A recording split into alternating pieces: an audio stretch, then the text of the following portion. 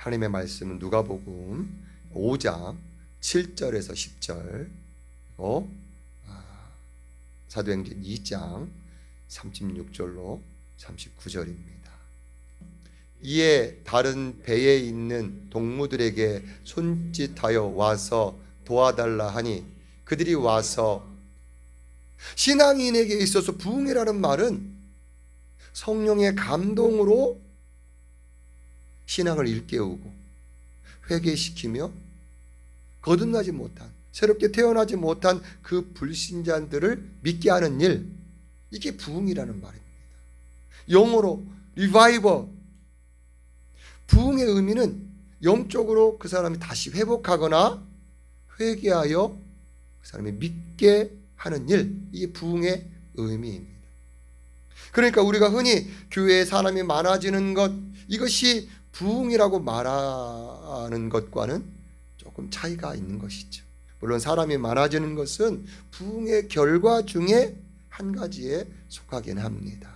그러면 여러분, 역사적으로 부흥운동들이 어떻게 일어났는지 한번 살펴보기를 원합니다. 16세기 1517년에 종교개혁 운동이 일어났었죠. 마틴 루터가 로마 카톨릭에 반대하면서 시작이 되었습니다.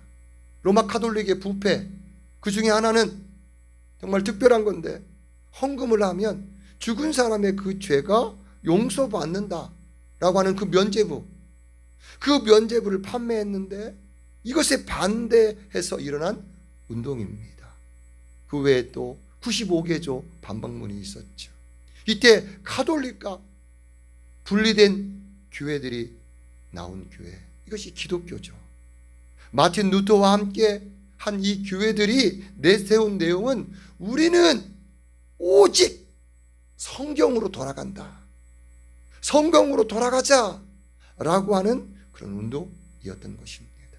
그 이후에 18세기 여러분, 영국에서는요 감리교를 창시한 요한 웨슬레가 등장합니다. 여러분, 요한 웨슬레는 목사 안수를 받고 미국에 가서 선교 활동을 합니다. 그런데 거기서 실패를 하고 돌아옵니다. 그런 그가 어느 날 올더스게이트 거리에 있는 작은 교회에 가서 예배를 드립니다. 요한 웨슬레 목사님은 이때 구원의 확신을 얻게 됐다고 말합니다. 1738년 5월 24일 그의 일기 내용을 제가 읽어드립니다. 저녁에 마음이 별로 내키지 않았으나 나는 올더스게이트가에 있는 한 교회의 집회에 참석했다. 그때 어떤 사람이 로마서에 대한 루터의 서문을 읽고 있었다. 8시 45분쯤 되었을 때 그리스도를 믿는 신앙을 통해서 하나님께서 우리 마음에 역사하심으로써 일어나는 변화에 대해서 쭉 설명할 때에 갑자기 내 마음이 이상하게 뜨거워지는 것을 느꼈다. 내가 그리스도를 믿고 있었고 그때의 나는 예수 그리스도를 통해서만이 구원을 얻을 수 있다는 확신을 얻게 되었다.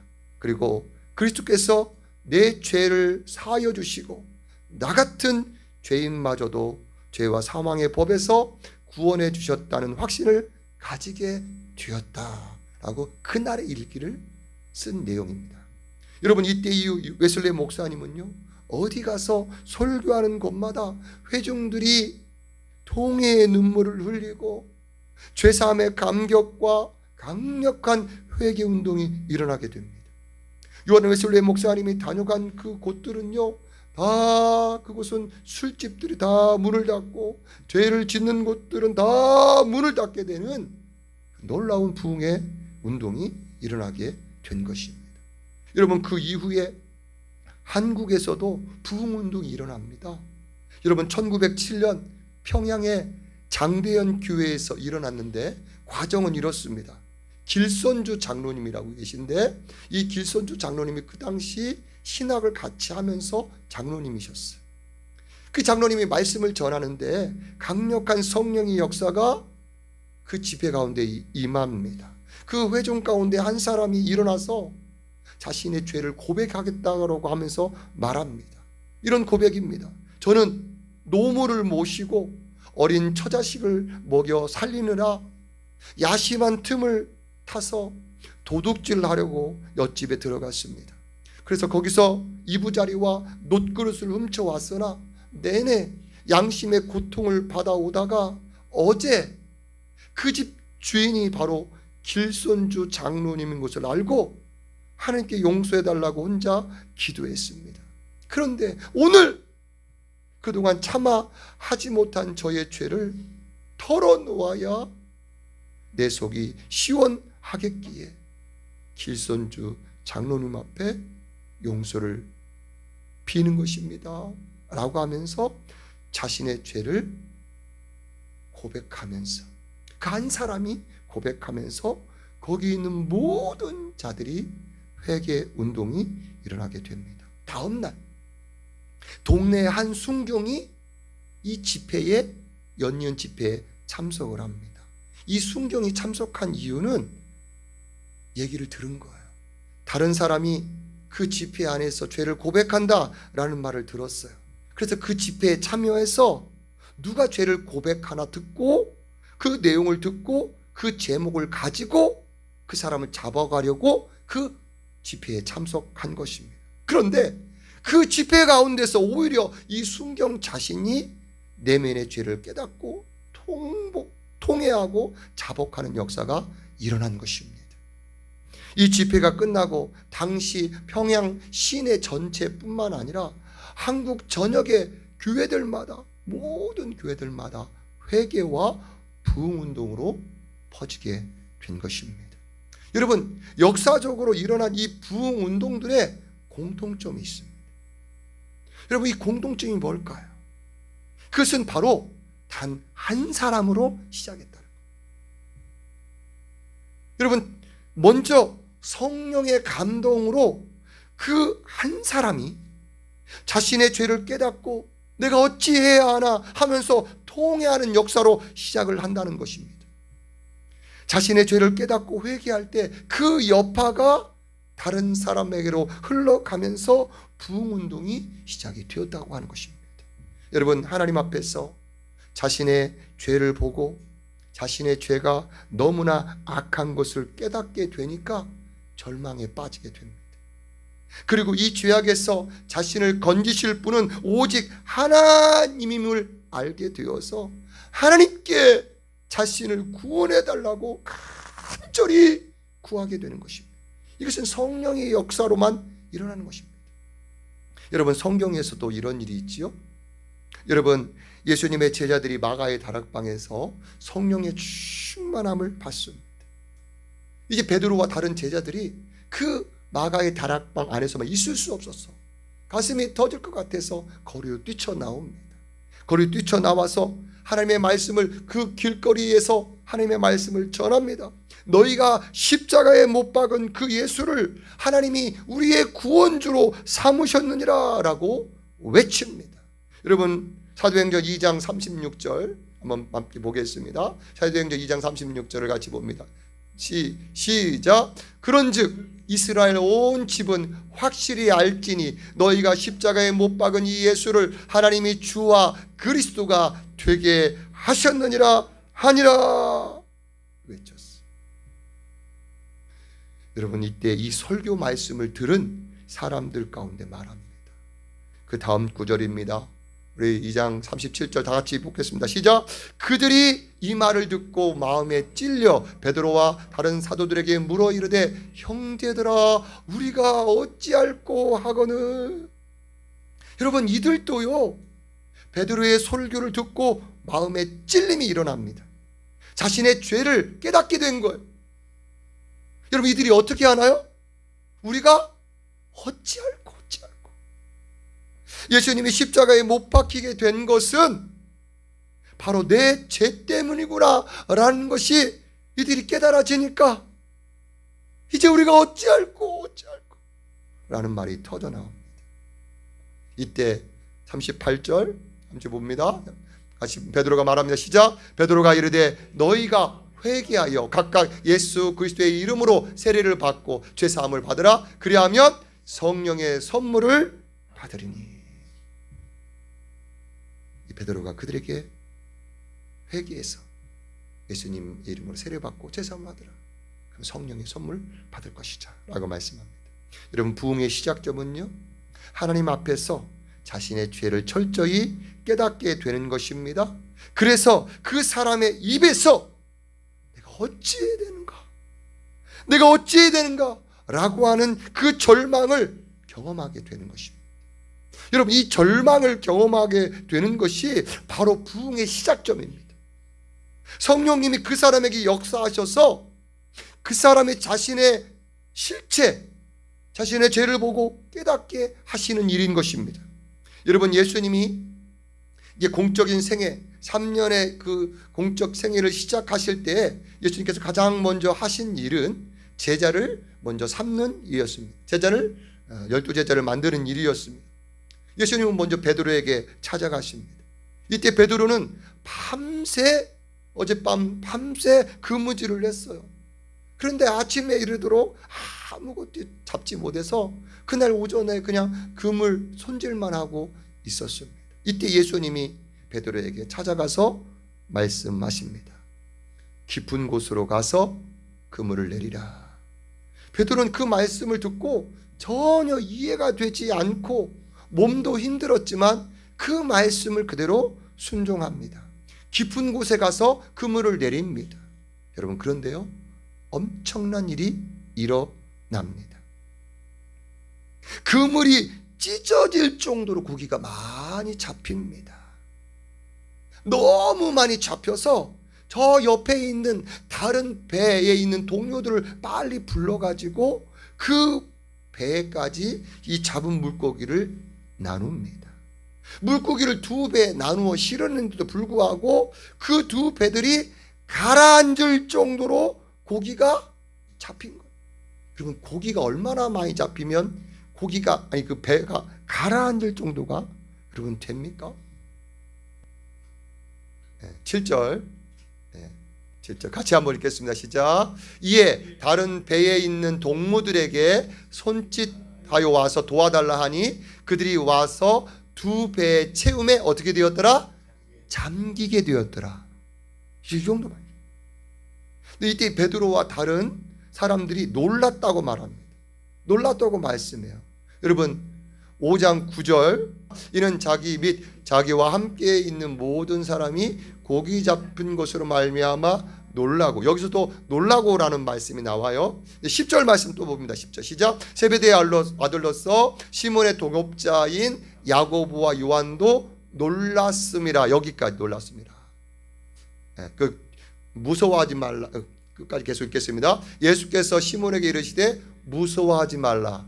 이제 후로는 네가 사람을 취하리라 하시니. 여러분, 9절에서도 놀랐다라는 말이 나오고 10절에서도 놀랐다는 말이 나옵니다. 여러분, 9절에서 놀랐다고 하는 그 말은요, 일반적으로 큰 운이 따르는 대박 같은 일, 일어난 것에 대해서 와우 놀라는 것입니다. 그런데 10절에서의 놀람은 의미가 좀 달라요. 여기서 놀랐다고 하는 그 원어적인 의미는 어떤 신적인 것에, 어떤 신성에 대해서 경험한 것에 대해서 놀란 것을 말합니다. 그러니까 경외감으로 놀라는 것입니다. 그럼 베드로가 이런 신적인 것, 이 신성에 대해서 놀라움으로 그렇게 이렇게 느낀 이유가 뭘까? 여러분, 베드로는요 50년 이상 이 바닷가에서 잔뼈가 굵은 사람입니다. 바다에서 태어나서 지금까지 바다에서 자랐기 때문에 바다에 대해서 모르는 것이 없어요. 그러기에 먼저 물고기는 그냥 이 해변 가까운 곳에 물고기가 있지 깊은 곳은 물고기가 없는 것, 이건 상식적으로 그냥 알고 있는 거죠. 근데 이 상식에서 완전히 벗어나는 것입니다. 둘째, 베드로가 이 경외심이 일어나도록 놀란 이유는 지금까지, 그가 머리털 나서 지금까지 이렇게 많은 물고기를 잡아본 적이 없어요. 어떻게 한 배도 아니고 다른 배까지 가득 채웠는데 그 배가 어떻게 가라앉을 정도까지 됐느냐 하는 것입니다. 이런 일은 도저히 가능하지 않은 일인데 일어난 거예요. 베드로의 생각에 이런 일은 갈릴리의 모든 물고기들을 밤새도록 어느 한 곳에, 그 깊은 곳에 몰아놓지 않고는 될 수 없다라고 생각한 것입니다. 그런데 베드로가 생각하기를 내가 밤새도록 그물질을 하면서 피레미 새끼 하나 잡지 못해서 헛수고했는데, 그렇다면 그 밤새도록 고기를 한 곳으로 몰아놓은 누군가가 있겠구나. 그 누군가는 바로 지금 누구라고 생각한 거예요? 이 베드로는 누구라고 생각한 거예요? 이 예수님이라고 생각을 한 것입니다. 아니, 깊은 곳에 고기가 없다니까.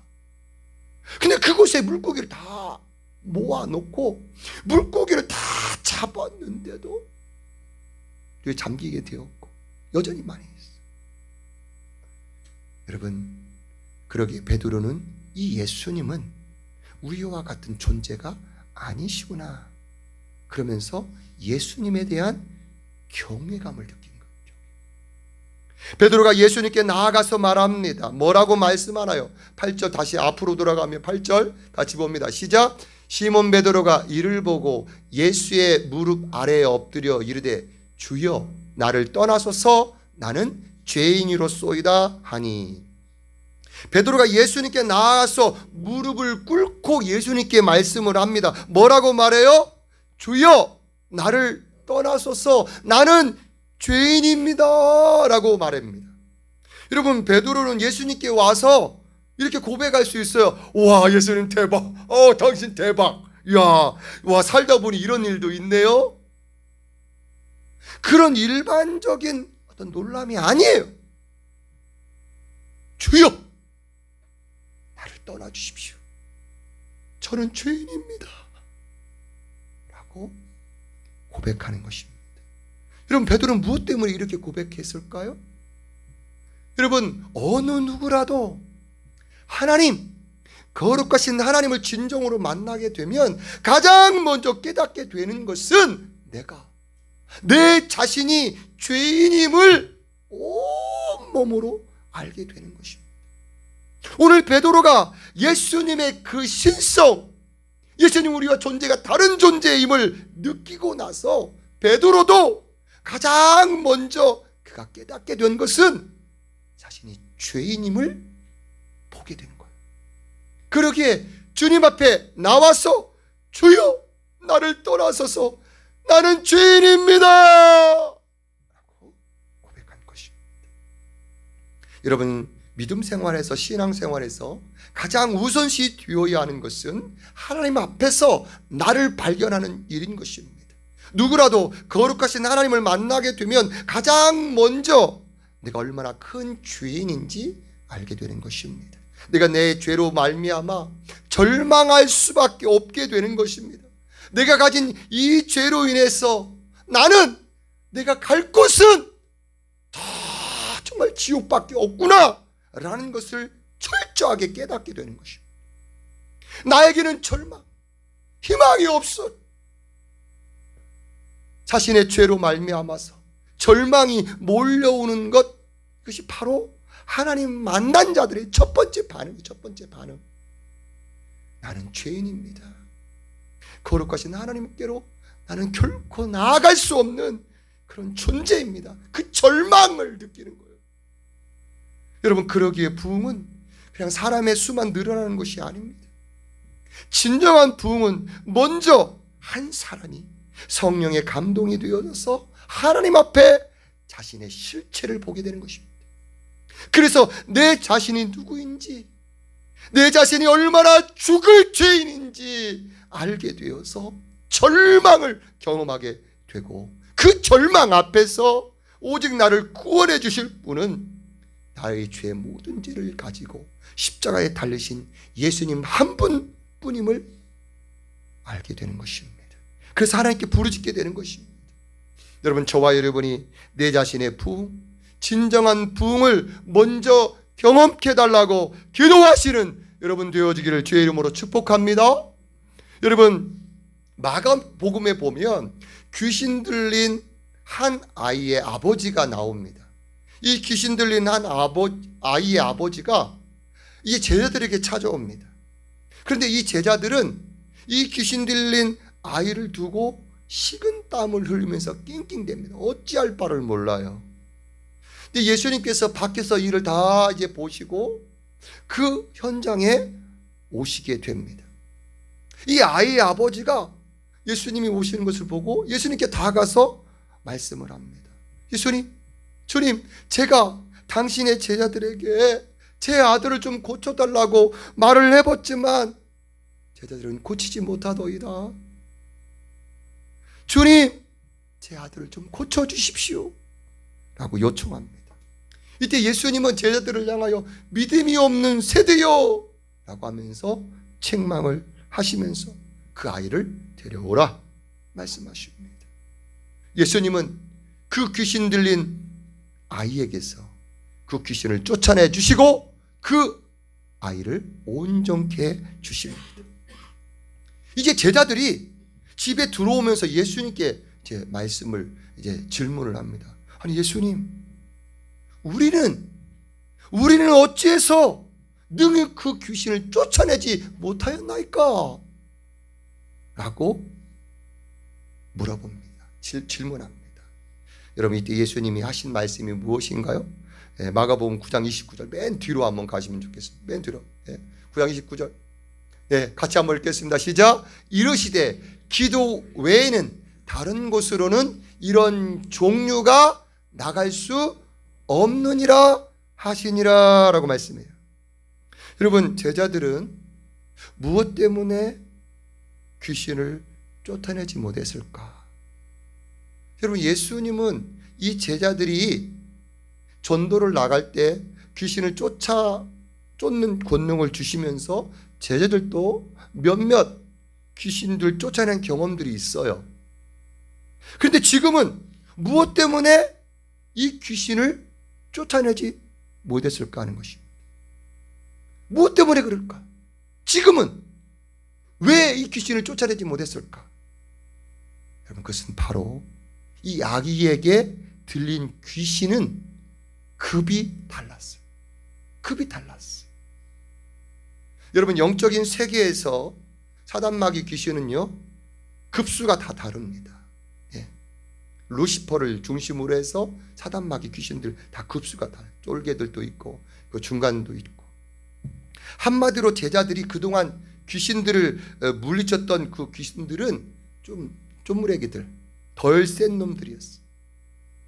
지금 이 귀신은 좀 급수가 높은 그 센 귀신이었던 것입니다. 제자들은요, 평소에 경험했던 그 경험치 정도, 평소의 지식, 그것으로는 결코 이 센 귀신을 물리칠 수가 없었던 것입니다. 그러나 예수님은 이런 일들도 오직 하나님의 능력 외에는 이런 귀신이 물리칠 수 없다라는 그 믿음의 기도로 하나님의 능력을 의지해서 물리칠 수가 있으셨던 것입니다. 그렇게 예수님은 기도 외에 다른 것으로는, 즉 오직 하나님의 능력을 구하는 기도 외에는 이런 종류, 이런 급수가 다른 이런 종류, 조금 높은 이런 종류는 나갈 수가 없다 라고 말씀하시는 것입니다. 여러분, 하나님의 그 능력은요, 아무리 급수가 높은 사단마귀라 할지라도 그 하나님의 능력 앞에 다 물러가게 되는 것입니다. 여러분, 이 시간 저와 여러분이 내 자신의 진정한 부흥을 위해서 기도했으면 좋겠습니다. 여러분, 내 자신이 진정한 부흥, 즉 하나님을 만남으로 내 진정한 모습, 내가 얼마나 큰 죄인인지 보지 못하면요, 신앙이 겉돌게 돼 있어요. 겉돌아. 오늘 제자들이 귀신 들린 아이를 고치지 못한 것은 평소 가지고 있던 생각, 평소 가지고 있었던 그 경험치, 그것 때문이었어요. 이 정도는 할 수 있겠지. 할 수 있어요. 그것으로 할 수 없어요. 여러분, 내가 진정으로 하나님을 만나지 못하는 것도 마찬가지. 평소 내가 가진 생각으로, 평소 내가 가진 그런 경험으로 그거로 하나님 만나지 못해요. 여러분, 이 시간 함께 내 자신의 진정한 부흥, 내가 즉 하나님을 만나고 내 자신이 죄인인 것을 깨닫게 되기 위해서는 하나님의 놀라운 은혜와 성령이 역사하심이 아니고서는 되지 않습니다. 여러분, 바로 이 하나님의 능력이 아니고서는 아무 일도 일어나지 않아요. 여러분, 사람의 영혼 안에 들어와서 그 영혼에 더러운 것들을 깨뜨리고 그 영혼을 낮추고 그 영혼을 새롭게 하시는 분은 오직 하나님 외에는 없으십니다. 하나님의 능력 외에는 없는 것입니다. 그러기에 이 하나님의 능력을 간절히 바라는 것입니다. 그 하나님을 만남으로 내가 나를 포기해달라고. 저도 모태신앙이라 제가 죄인인지 몰랐어. 나름 그냥 착하게 살았어. 물론 못된 놈도 좀 때리기도 잘했지만 내 자신을 못 봐요. 오직 하나님의 능력이 아니고서는, 그 영혼 안에 침투에 들어오지 않고서는, 그 영혼 안에서 그 죄된 것들을 깨뜨리고 그 영혼을 정말 낮추고 그 영혼을 새롭게 하는 능력은 오직 하나님의 능력 외에는 없는 것입니다. 그래서 이 하나님의 능력을 이 시간 나에게 부어달라고 기도할 수 있었으면 좋겠습니다. 정말 내 자신이 하나님을 정말 만나서 내가 하나님의 자녀임을 여러분 가운데 알게 되기를 원하신다면 먼저 내가 얼마나 큰 죄인인지 알아야 됩니다. 여러분, 이 시간이 하나님의 놀라운 능력으로 내가 얼마나 큰 죄인인지 알게 해달라고 기도하는 이 시간 됐으면 좋겠습니다. 여러분, 부흥을 경험했던 모든 사람들이 다 한결같이 경험한 것은 하나님 앞에 자신을 발견한 것입니다. 어떤 자신을 발견했나요? 자신이 죄인임을 발견한 것입니다. 여러분, 루터, 웨슬리, 베드로, 믿음의 선진 모든 사람들이 다 하나님 앞에 자신이 죄인인 것을 발견한 것입니다. 여러분, 우리가 머리로 알잖아요. 알아 머리로. 그러나 머리로가 아니라 내 가슴으로, 내 온몸으로 그 하나님을 경험케 해달라고, 내가 죄인임을 알게 해달라고, 내 잠자던 그 영혼이, 영적인 부분이 다시 새롭게 해달라고 기도하기를 원합니다. 이것을 알게 될 때 예수님이 나의 죄를 위해서 십자가에서 피를 흘려 죽으신 것의 그 의미를 알게 되고, 오직 예수님만이 나의 유일한 구원주가 되심을 그 마음 가운데 확신하게 되는 것입니다.